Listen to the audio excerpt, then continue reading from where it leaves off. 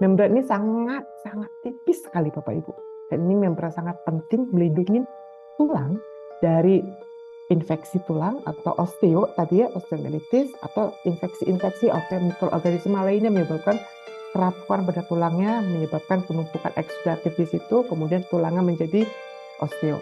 Nah, kalau kita melihat osteoronsen, Bapak dan Ibu, kalau misalnya tanda-tanda osteomyelitis berarti ada tanda kekaburan, gitu ya, atau opak di bagian si tulang yang telah rusak. Nah, yang ini yang tulang-tulangnya ini ya ada terjadi gesekan ya. Ini periosteo tipis sekali sebenarnya ya. Kalau sudah jadi gesekan-gesekan seperti ini ya, ini otomatis besar kemungkinan ini akan rapuh ya. Enaknya kalau sudah seperti ini, kalau sudah terjadi, kalau misalnya nampak dan terbuka, Bapak Ibu bisa ambil sebenarnya dengan cara apa? Bapak Ibu bisa lakukan autolisis ya, dengan kasih gel di sini dia akan muncul. Kalau misalnya dia masih oke, dia akan tumbuh granulasi. Kalau enggak, dia akan rapuh. Kalau rapuh, Bapak Ibu tinggal ambil dengan menggunakan si pinset atau menggunakan klim arteri.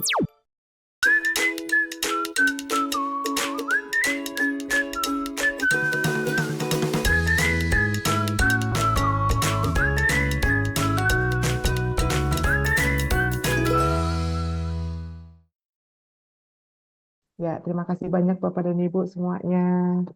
Oke, saya izin sharing terkait yang hari ini yang mau kita bahas bareng gitu ya Bapak dan Ibu terkait osteomyelitis gitu ya. Nah, biasanya sudah jadi hal yang banyak gitu ya Bapak dan Ibu ya. Kalau Bapak Ibu ngerawat luka gitu ya, pasti akan banyak terjadi kondisi osteomyelitis pada si lukanya. Sebelumnya disclaimer ya Bapak dan Ibu ya, jadi foto yang disampaikan dalam materi ini merupakan dokumentasi medis yang digunakan untuk tujuan edukasi dan peningkatan pemahaman dalam bidang kesehatan, dan identitas pasien telah disamarkan atau dihilangkan untuk menjaga privasi dan kerahasiaan pasien sendiri. Dan materinya yang bertujuan sebagai referensi edukatif dan tidak bermaksud untuk mengganti diagnosis atau saran medis profesional lainnya. Penyebaran atau penggunaan ulang foto di luar konteks materi ini tanpa izin dilarang dan dapat melanggar aturan privasi pasien serta hukum yang berlaku. Dan Bapak Ibu diharapkan gunakan materi ini secara bijak dan sesuai dengan tujuan pembelajaran kita di Kopazin akademik gitu ya Bapak Ibu ya. Oke, ini perkenalkan saya. Jadi kalau eh, udah tahu gitu ya. Nah, topik hari ini ya kita bahas bersama-sama osteomyelitis. Nah, sebelumnya nih saya mau tanya Bapak dan Ibu, sering nggak terjadi ngerawat luka nih pada pasien-pasien dengan diabetes atau luka yang lain terjadi osteomyelitis? Pasti banyak ya. Bener nggak Bu Evi ya? Banyak sekali pasti terjadi osteomyelitis. Paling pertama gitu ya.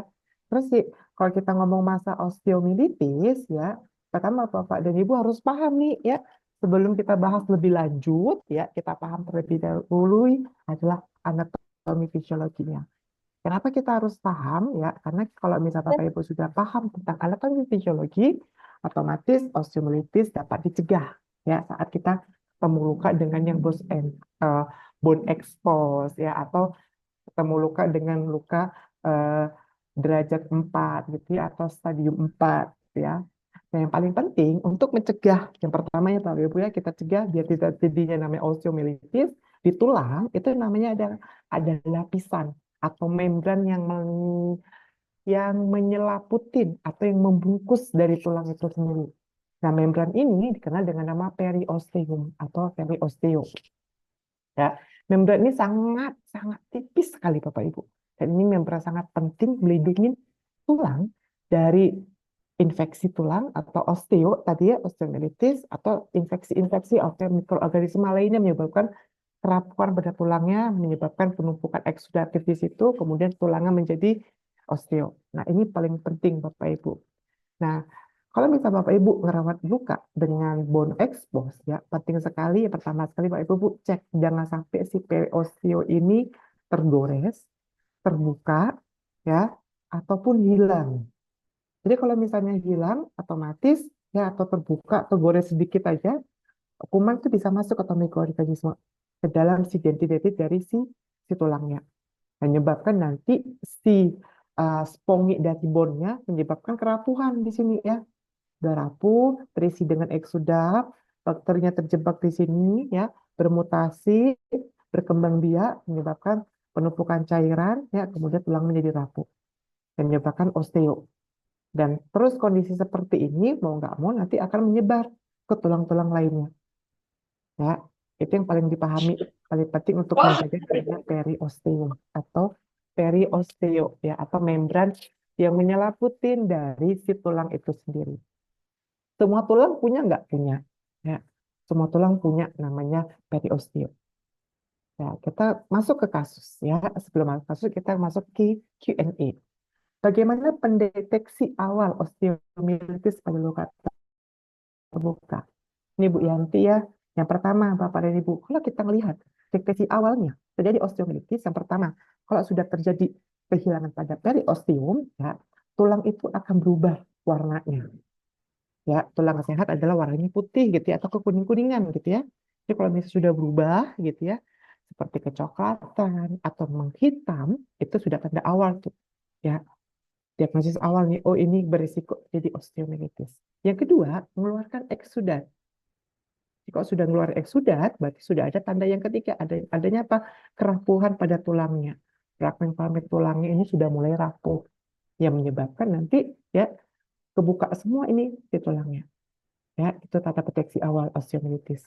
Yang paling penting kalau misalnya sudah nampak seperti itu, Bapak Ibu bisa apa? Sarankan salah satunya dengan foto ronsen ya, untuk mendeteksi lebih jelas dan lebih spesifik untuk bagian osteomielitisnya berada di mana. Ya, pada tulang-tulang pada si kaki si pasiennya. Oke, Q&A yang kedua, bagaimana cara mengontrol infeksi pada luka terbuka akibat patah tulang yang menyebabkan osteomielitis, dan serta bagaimana cara perawatan dan dressing yang tepat. Kalau kita ngomong masalah sudah terjadinya osteomielitis, berarti Bapak Ibu harus paham yang pertama, pasien dengan osteomielitis ya, perlu mendapatkan antibiotik yang sesuai dengan si kondisi si lukanya. Artinya apa? Bapak Ibu harus melakukan kultur terlebih dahulu. Sudah, kalau sudah kultur, yang kedua, cara perawatannya yang pertama harus dilakukan irigasi. Kenapa? Dengan cara irigasi, balik lagi kita ke anatomi, Bapak Ibu ya, si spongi ini ya, dari si tulang ini, kalau kita irigasi, dia akan mengeluarkan si eksudatifnya, ya, atau jenis eksudatif purulent yang dalam si tulang yang terjebak. Kalau sudah dia dikeluarkan, otomatis itu mengurangi pembentukan lebih banyak lagi si mikroorganisme di dalamnya. Kemudian ada beberapa dressing yang disarankan. Salah satunya bisa menggunakan silver yang paling tepat. Ya, selain dia mendapatkan antibiotik ya, kemudian punya silver. Ada beberapa juga penelitian menggunakan salah satunya boleh menggunakan cara pencucian menggunakan hydropressure. Jadi apa? Kita semprot bagian si tulangnya itu. Pertanyaannya nggak ada nih punya hydropressure. Jadi Bapak Ibu tinggal ambil syringe yang ukuran 20 cc ya, kemudian ganti needle-nya ukuran 23 atau 24. Dengan apa? Dengan tekanan yang 12 sampai 25 psi, itu diharapkan mikroorganisme dapat terevakuasi dengan baik. Nah, kemudian nanti selanjutnya dia apa lagi? Selanjutnya dilakukan yang sama. Ya, pertanyaannya selanjutnya, kalau osteonya mau hilang, ya mau nggak mau harus Bapak dan Ibu harus lakukan apa? Rujuk untuk dilakukan pengambilan si tulang yang osteo tersebut. Ya, itu penanganan secara medisnya untuk penanganan osteomielitis. Kalau yang harus kita lakukan pertama, Bapak Ibu perawatannya harus adekuat. Artinya apa? Kalau ketemu luka seperti ini kasus semua kita bahas, jangan nggak dirawat ya. Jamur ya, kemudian bakteri gram negatif, positif akan masuk ke bagian si pode entry ini. Menyebabkan apa? Infeksi silang pada pasiennya. Ya.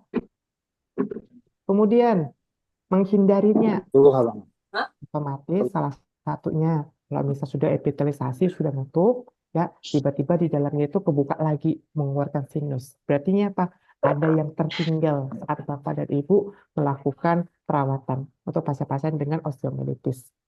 Nah, kadangkala untuk mencegah biar nggak muncul lagi karena si tulangnya dia rapuh dan terjadi gesekan terus-menerus, terutama pada saat pasien jalan, otomatis ini harus dilakukan stabilisasi. Dengan cara apa? Kita beri namanya offloading. Gunanya apa? Untuk mempertahankan stabilisasi, jadi nggak merusak atau tidak terjadi gesekan antara tulang dan tulang lainnya. Kalau sudah terjadi gesekan, otomatis akan menyebabkan nih, keluarkan eksudat. Kalau sudah mengeluarkan eksudat, tubuh akan melakukan namanya autolysis abdomen. Dengan cara apa? Mengeluarkan si eksudatin dari tubuh. Membentuk apa? Sinus-sinus baru atau luka baru.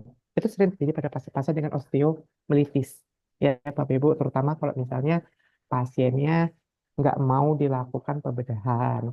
Misalnya pasiennya sudah eh, kategori dengan paliatif wound care. Nah, itu kita lakukan perawatan secara signifikan untuk apa? Menghindarin terjadinya luka yang terbuka lagi. Tapi paling penting harus evaluasi ya bagian si osteomelitisnya. Yang ke selanjutnya, apakah osteomelitis bisa terjadi setelah penyebab luka terbuka pada tulang? Bila iya, biasanya disebabkan karena dan dalam kurun waktu berapa lama.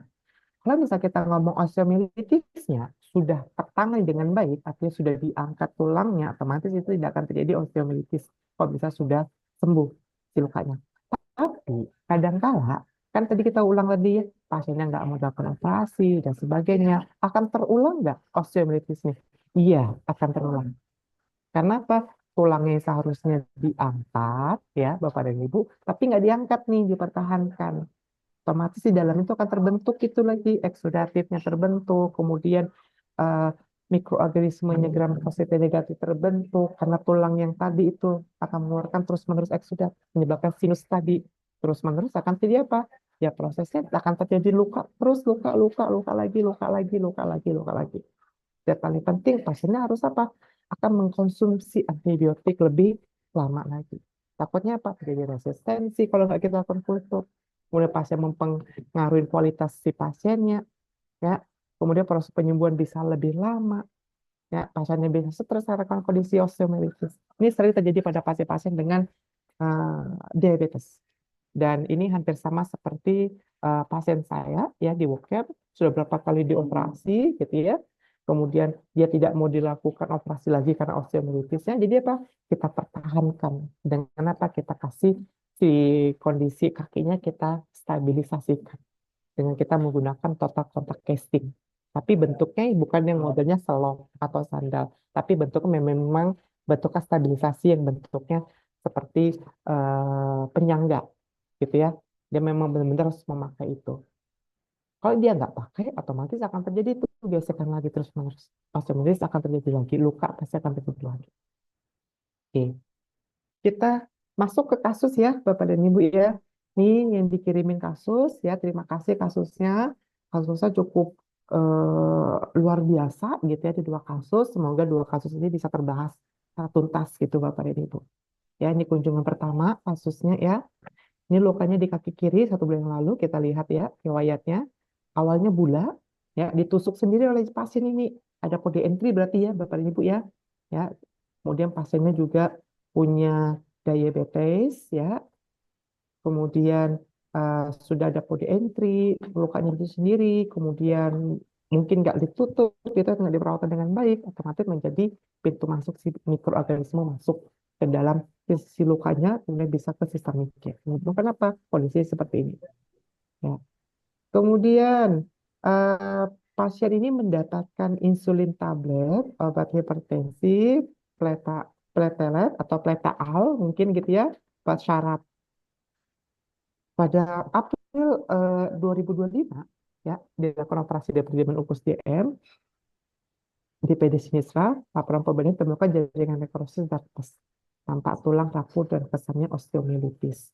Nah, kita lihat hasil ronsennya. Nah, kalau kita melihat osteoronsen, Bapak dan Ibu, kalau misalnya tanda-tanda osteomelitis berarti ada tanda kekaburan gitu ya, atau opak di bagian si tulang yang telah rusak. Ya, ini sudah jadi opak. Berarti sudah ada tanda si osteomelitisnya. Bagaimana penanganannya? Kita tanyakan sama yang punya kasus, apakah ada gitu ya di sini Bapak dan Ibu. Kira-kira ada nggak di Mbak Evi? Nah, di sini ada Bu Yanti. Jadi ini kasusnya Bu Yanti nih, Mas Sairul. Silakan Oh, Bu Yanti. Bu Yanti, mungkin bisa diceritain sedikit soal kasusnya. Ya, eh, terima kasih Mbak Evi, Hairul, jumpa lagi di Zoom ya. Saya Iya, Bu kebetulan Yanti. ada pasien ini nih, pasien saya baru dikonsulin yaitu sebaru refer ke saya dari dokter itu di tanggal 18. Jadi setelah tindakan operasi itu baru tanggal 18-nya, atau 18-19 baru dikonsulkan ke saya. Nah, waktu itu karena saya di rumah sakit, bukan di ruangan saya, jadi saya tidak paham awalnya.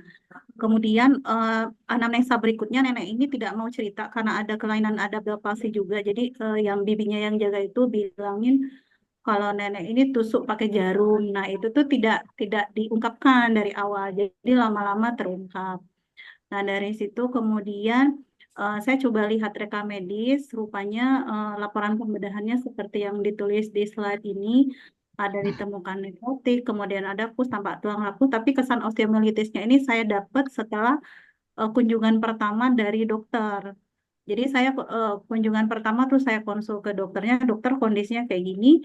Oh iya, itu kesannya osteomelitis gitu. Oh, saya dari awal tidak tahu kalau memang sudah dilihat pada saat pembedahan itu sudah ada kesan itu. Dan untuk ronsen pedisnya juga itu dilakukan setelah pasien ini pulang. Saya nggak tahu apa kebijakan apa yang untuk kemarin itu diambil, kenapa tidak ronsen dulu sebelum melakukan tindakan. Tapi itu sudah terlewati. Akhirnya saya langsung aplikasi ke pasiennya pakai Medco Silver. Kemudian diusahakan tidak terkontaminasi dengan yang lain. Kebetulan nenek ini juga dia tidak begitu paham, maksudnya karena udah geriatri ya. Jadi dia kalau kita bicara dia hanya dengar aja gitu. Dia lasak atau kakinya ditahan kan, kondisi apapun di rumah dibantu oleh keluarga gitu. Itu yang kondisi berikutnya. Jadi di kunjungan pertama ini saya dapat datanya memang sedikit, setelah itu berlangsung kunjungan berikutnya baru dapat. Akhirnya seperti itu. Nah, karena pasien ini juga tidak bisa dibawa ke klinik, hanya di rumahnya, saya juga tahu kondisinya kan tidak seperti kalau kita dibawa ke klinik ya atau ke tempat praktek. Jadi kadang-kadang kakinya terlalu uploadingnya kurang bagus gitu, kegesek-gesek seperti itu karena sudah sepuh ya gitu. Itu cuman masalahnya karena dia tidak efek tidak percaya mungkin ya dengan dokter yang pertama merawat, kembali ke dokter lain di rumah sakit lain. Karena saya suruh kontrol ulang, yuk evaluasi, dia tidak mau. Dia cari rumah sakit lain, akhirnya dari rumah sakit lain itu disarankan untuk amputasi. Nah, rencana tuh hari Jumat ini nanti mau amputasi. Gitu. Padahal kondisinya sebetulnya kalau dilihat perkembangannya ini perkembangannya ada sedikit mengecil, cuman di saat tanggal ini 28 ya yang kunjungan berikutnya, terus tanggal 3 Mei juga sudah mengecil, udah mulai epitel sedikit, tapi di tanggal 13 itu sudah mulai merah. Nah, tanggal 13 Mei itu saya konsul ke dokter, gimana saya susah untuk irigasi ya, kalau kayak ini irigasi susah. Di tanggal 13 Mei itu sudah merah, terus mulai nampak agak biru di bagian bawahnya. Jadi dokter menyarankan datang lagi, biar saya bikin satu tunneling ke bawah. Nah, pasiennya tidak datang di tanggal 13 Mei itu.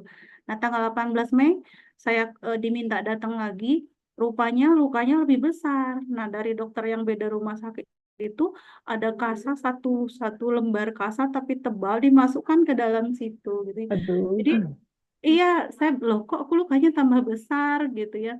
Iya, rupanya pas saya buka itu asli satu lembar kasa yang saya kira tebal deh itu karena sampai keluar. Nah, itu sampai melebarkan dari lukanya itu. Terus tambah biru, tambah udem. Neneknya juga sudah tidak kesakitan deh, karena kan tidak bisa menilai sakit tidaknya ya. Dia kadang kondisi aman pun nangis. Kondisi tidak aman pun dia nangis gitu. Kita Sindrom tidak bisa geriatri ya Bu menilai. ya. Benar, karena sudah sepuh, terus banyak penyakit komorbidnya. Akhirnya di tanggal 18 Mei saya konsul lagi ke dokter, ya sudah nggak apa-apa kalau memang mau amputasi, keputusan dari keluarga silahkan.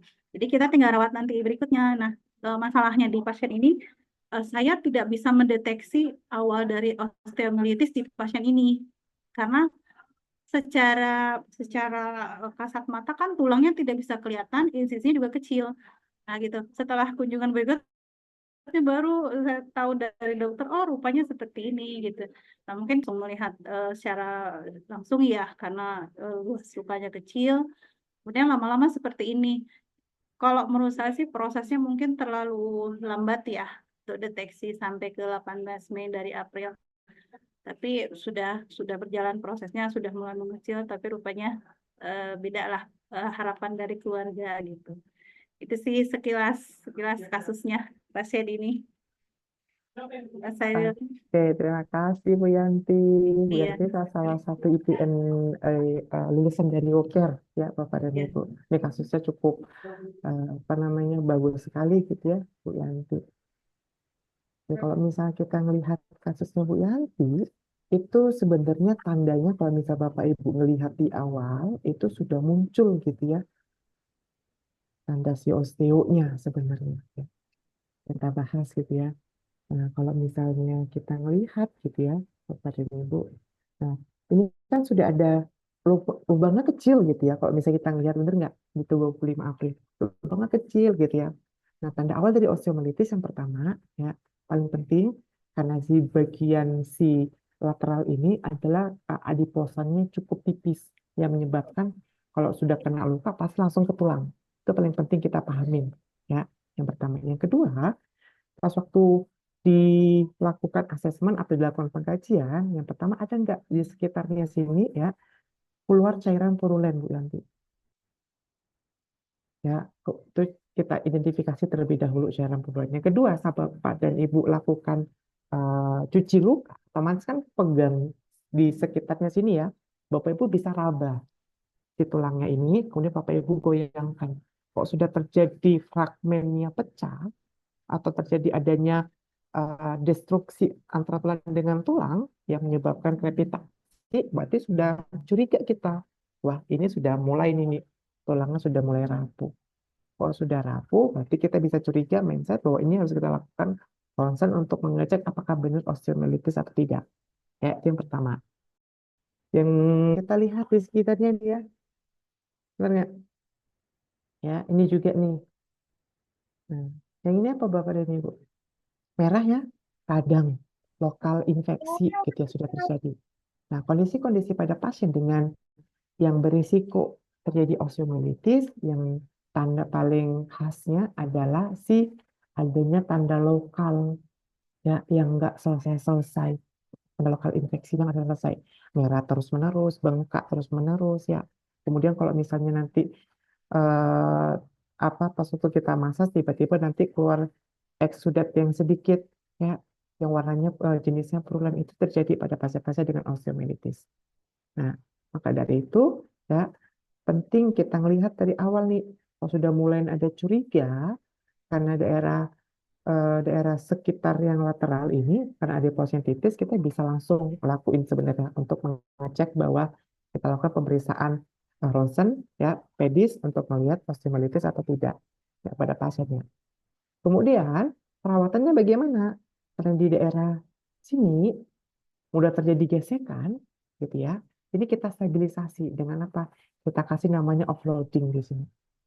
Dengan cara apa? Kasih foam. Kita kasih foam for offloading. Buat apa? Untuk membantu tekanannya saat pasien berjalan, ya itu tidak terlalu intens gitu ya. Jadi dikurangi tekanannya.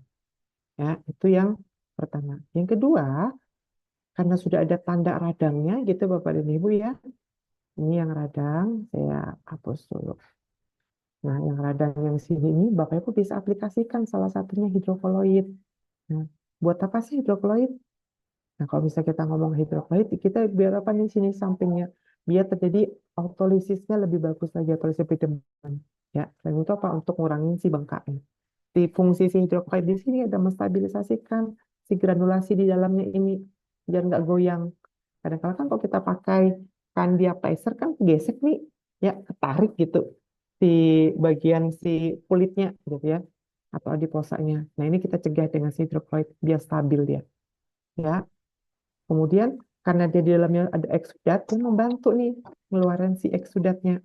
Ya, dilakukan namanya autolisis. Karena apa sifat hidroklorid kalau misalnya ada radang, dia akan membuat dibuat panas di sekitarnya, dibantu untuk dikeluarkan. Nah, itu si hidroklorid kalau bisa ketemu kondisi seperti itu. Nah, tapi jangan dikasih untuk luka yang infeksinya terbuka, artinya nampak infeksinya luas. Itu jangan diberikan. Karena kan menyebab si mikroorganisme terjebak di dalam si hidroklorid. Kalau kondisi-kondisi seperti ini boleh ya. Kemudian apa? Kalau misalnya kita susah, kita lakukan irigasi di dalamnya, Bapak Ibu tinggal apa? Ambil klaim ya di dalam di sini dibuka dengan klaimnya gitu ya. Jadi kita Bapak Ibu bisa semprotkan dengan irigasi. Boleh menggunakan PHMB, boleh menggunakan HOCl atau menggunakan si octanidin dichloride. Itu boleh ya disemprotkan di dalamnya. Kemudian karena dia sudah tanda radang sebagai ini, Bapak Ibu boleh menggunakan silver nih. Bu Yanti itu juga menggunakan silver. Sebenarnya kalau lihat kondisi si kondisi lukanya ini aman, ini gini ya, ini aman nggak ada masalah. Ya, sebenarnya bisa langsung dilanjutkan untuk perawatan sebenarnya. Gitu ya. Tapi sayang udah lakukan amputasi gitu ya Bu Yanti ya. Nah ini tinggal kita lakukan silver, kita kasih silver, kemudian kita kasih offloading. Ya.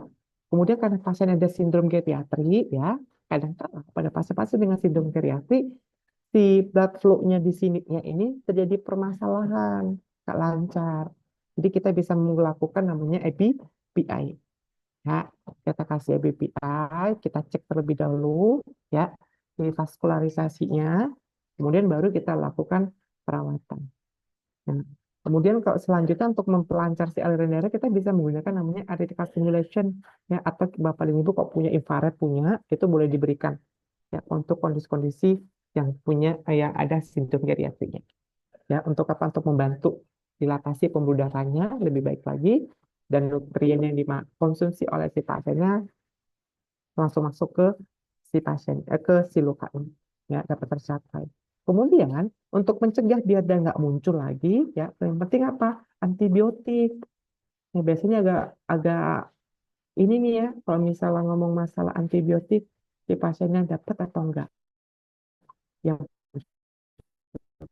Yang sesuai enggak dengan si kondisi si lukanya di sini ya kondisi lukanya di sini. Nah, kadang-kadang kan antibiotik yang digunakan bentuknya kan profilasis atau menggunakan spektrum luas, tapi tidak tepat sesuai dengan si jenis si bakteri ini. Gitu. Jadi, kalau misalnya masih di hospital, kalau saya sarankan sekali untuk dilakukan kultur, untuk kita tahu bahwa antibiotik sesuai.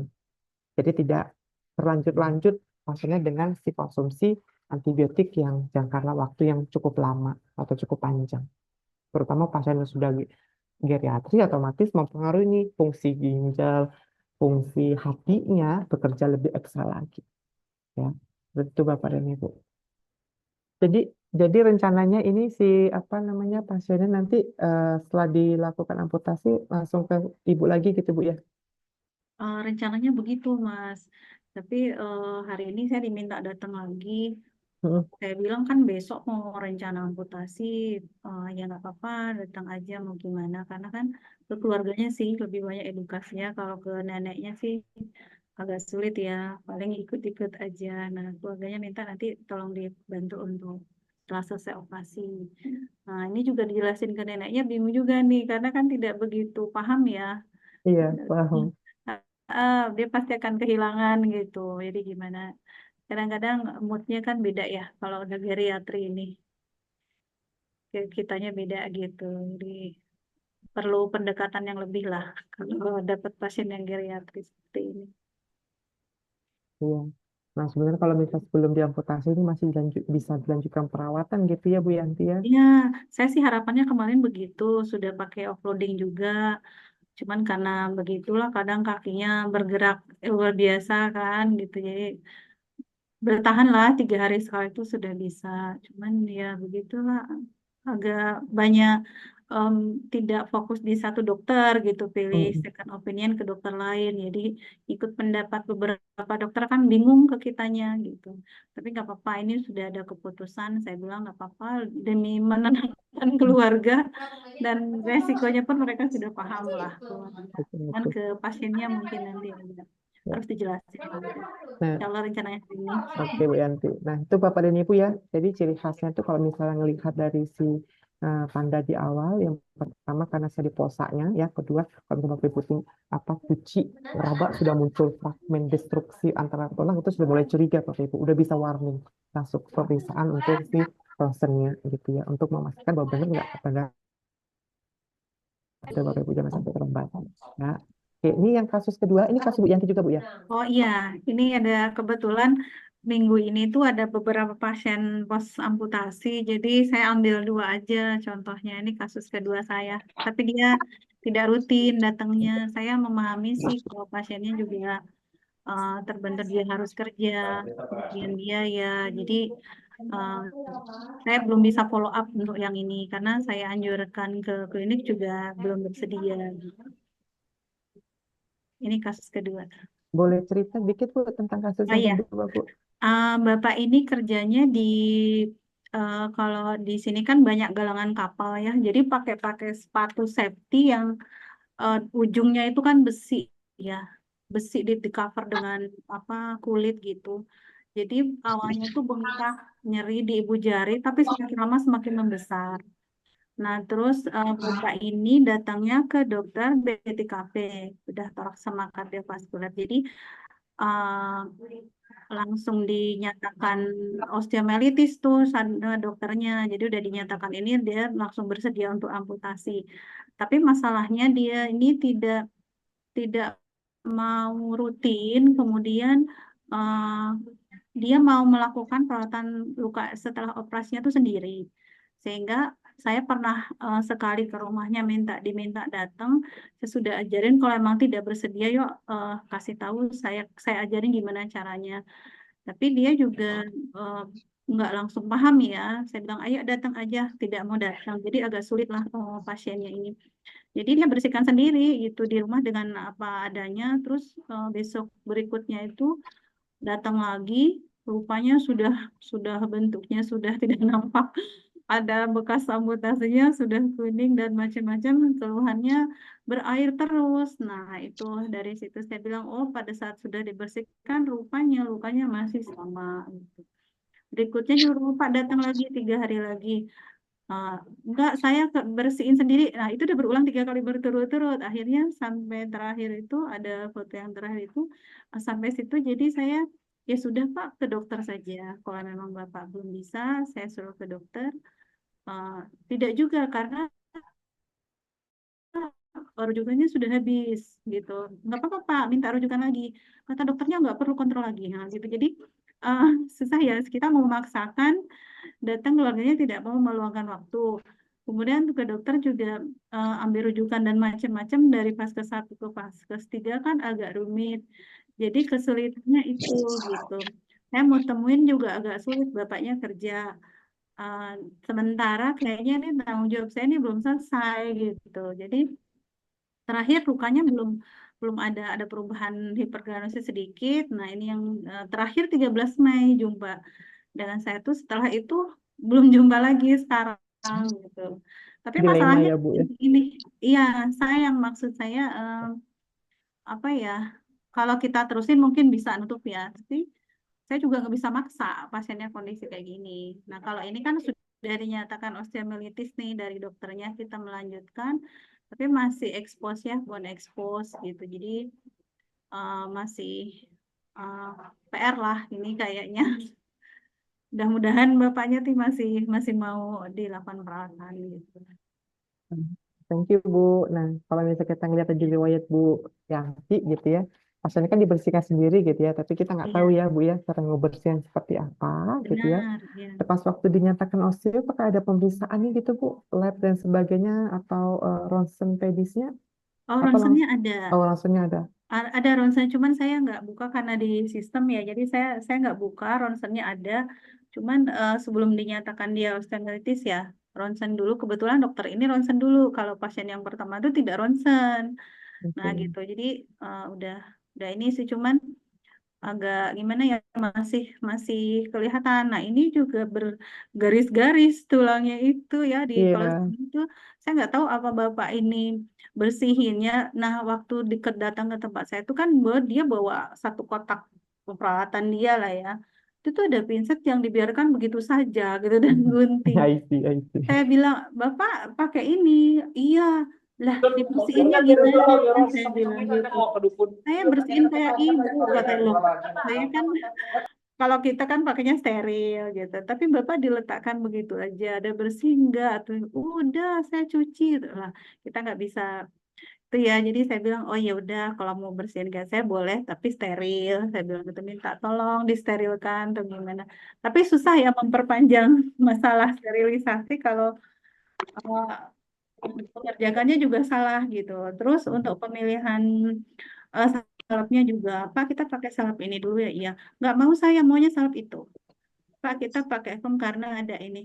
Nggak mau, karena saya tidak, saya lagi pesan katanya gitu, order online gitu kan, di marketplace gitu. Nggak pakai punya saya tapi nanti. Jadi dia eh, maunya sendiri gitu. Oh nggak kayak gitu. Jadi saya agak terbatas untuk eh, menyarankan, oh pakai ini Pak, misalnya pakai silver, oh dia mau, tapi habis ini dulu ya Bu, setelah ini gitu. Jadi kan kalau penggunaan metal silver itu kan Ika. ada batasnya ya Mas. Dan dia mau pokoknya ini dulu sampai habis, karena mungkin terlihat lukanya kecil. Tapi udah 2 minggu, udah mau 3 minggu loh Pak. Ayo datang lagi, nggak mau juga. Saya bilang, aduh susah saya masuk untuk edukasi pasien ini. Tapi nggak apa-apa, mudah-mudahan nanti datang dengan keluhan yang lain lagi deh, nggak seperti ini gitu pasiennya. Oke, terima kasih banyak Bu. Nah, kalau misalnya kita ngelihat cerita gini ya dari Bu Yanti, melihat dari kondisi pasiennya, ini saya kasih tandain, ini ada namanya bulking. Nah, bulking ini ya tandanya itu adanya penurunan fragmen dari si tulangnya. Ya, jadi si tarsalnya sudah turun yang menyebabkan bulking di sini. Nah, ini sebenarnya dapat kita cegah pada pasien dengan post amputasi ya, terutama untuk yang DCT sampai DCT ketiga sampai kepalang ya. Ini kita bisa sebenarnya kita bisa si apa namanya cegah dengan cara apa kita kasih namanya offloading ya. Di sini dikasih yang paling gampang Bapak Ibu tinggal ambil foam tapi foamnya jangan satu biji gitu ya.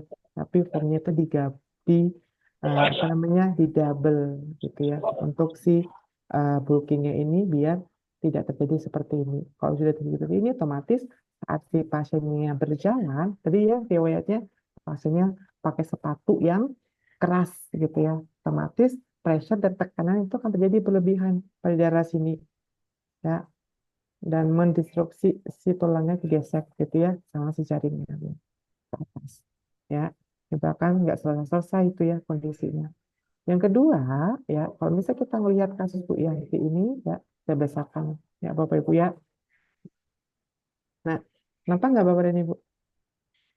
Kelihatan. Nah, itu ya. Nah, yang ini yang tulang-tulangnya ini, ya, ada terjadi gesekan ya. Nah, ini sudah, ini periosteo, tipis sekali sebenarnya ya. Kalau sudah jadi gesekan-gesekan seperti ini, ya, ini otomatis besar kemungkinan ini akan rapuh ya.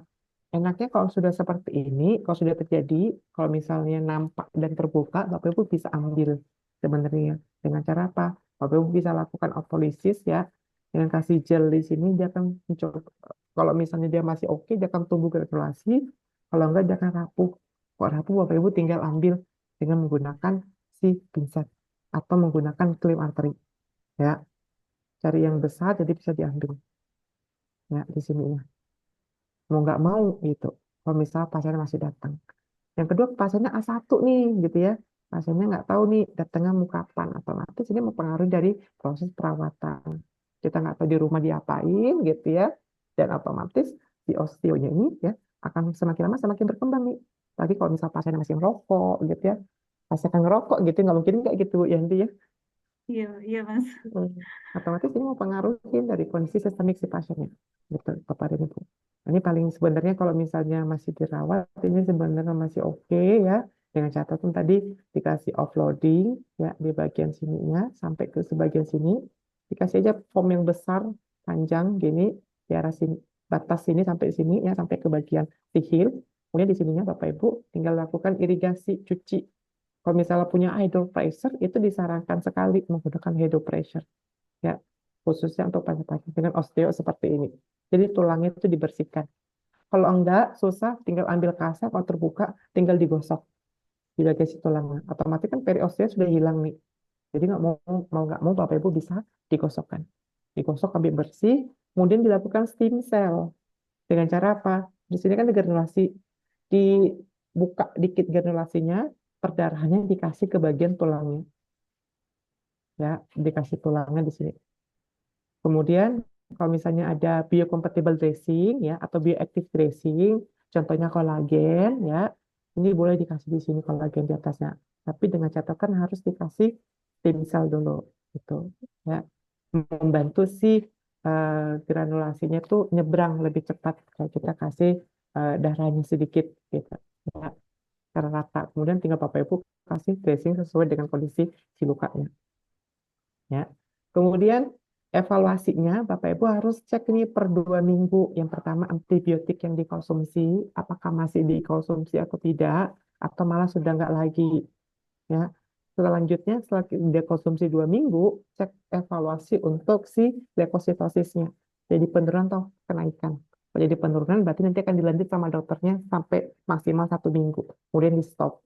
Ya, kemudian dicek lagi tanda-tandanya secara lokal, artinya di sekitarnya ya, artinya lokal tuh di sekitarnya ada tanda inflamasi enggak, bengkak enggak, ya kemudian pas ada cuci ada fragmen destruksi dari si tulangnya enggak, kemudian dari sini ada keluarin eksudat jenisnya purulen enggak, kalau enggak berarti perawatannya selesai untuk si osteonya ya, gitu Bapak dan Ibu.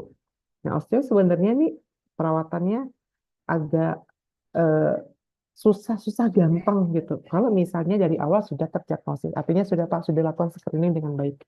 Sudah screening dengan baik, perawatannya antibiotiknya dapat, perawatan lukanya oke, ya dressingnya silver yang digunakan itu cocok untuk mengatasi kondisi-kondisi dengan si osteoartritis. Ya. Kalau misalnya pasien nenolog dan sebagainya, Bapak Ibu bisa angkat ya contoh tulang yang ini, ya. Kalau misalnya kita melihat yang ini kan tulangnya nih ya. Nah, kalau misalnya melihat kondisi si tulang seperti ini sebenarnya kita Bapak Ibu kan tinggal bagian kartilagunya yang ini yang tertinggal. Tinggal jepit ya dengan klem yang besar, kemudian Bapak Ibu tinggal susurin dengan skizor, kemudian Bapak Ibu tinggal tarik tapi secara perlahan. Ini akan selesai si osteo sebenarnya. Kalau dari awal sudah Bapak Ibu lakukan agresif untuk si CSVD-nya itu sendiri. Ya, artinya agresif tuh Bapak Ibu cepat-cepat evakuasi gitu. Nggak nunggu-nunggu gitu. Nah, sebenarnya itu bisa terselesaikan. Jadi nggak sampai terjadi kemerahan seperti ini nih. Ya, radangnya nggak selesai-selesai. Karena apa? Tadi itu benda asing yang tertinggal di dalam. Menyebabkan infeksi sekunder pada sisi luka. Seperti itu, Bapak dan Ibu. Ya. Gitu Mbak Evi, dari saya Mbak Evi. Terima kasih Bu Yanti untuk kasusnya. Saya kembalikan ke Mbak Evi.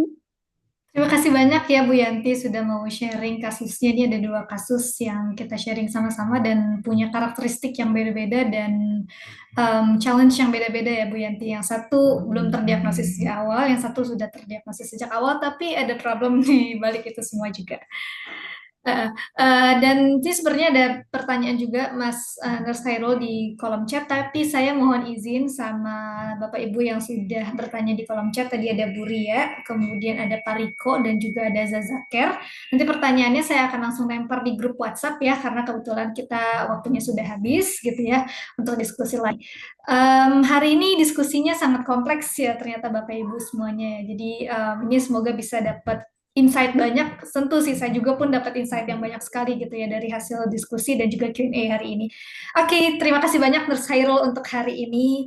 Sehat-sehat selalu juga. Nanti kita tetap keep in touch di dalam grup WhatsApp. Dan juga sampai bertemu lagi juga Bapak Ibu semuanya di minggu depan. Saya tutup mungkin ya untuk diskusi kita sore hari ini. Terima kasih banyak sekali lagi Bapak Ibu semuanya. Wassalamualaikum warahmatullahi wabarakatuh. Terima kasih Bu Yanti kasusnya. Sama-sama.